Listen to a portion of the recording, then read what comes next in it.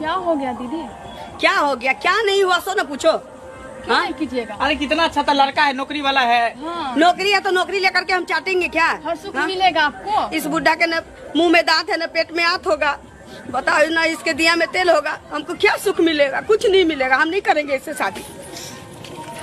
कहाँ से करते हैं? तुम अपने लिए ना कहीं जा करके ना अपने तरह ना बुढ़े हो तो बुढ़ी ढूंढो, ठीक ना?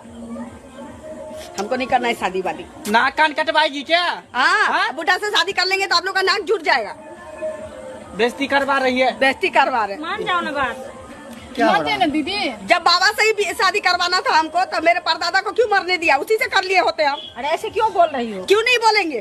क्यों नहीं बोलेंगे? हाँ, अभी इज्जत तो रखो। आपके घर में लड़की है तो इज्जत तो हम रख ले, अपना जिंदगी तबाह कर दे, अपना जिंदगी हम तबाह कर दे।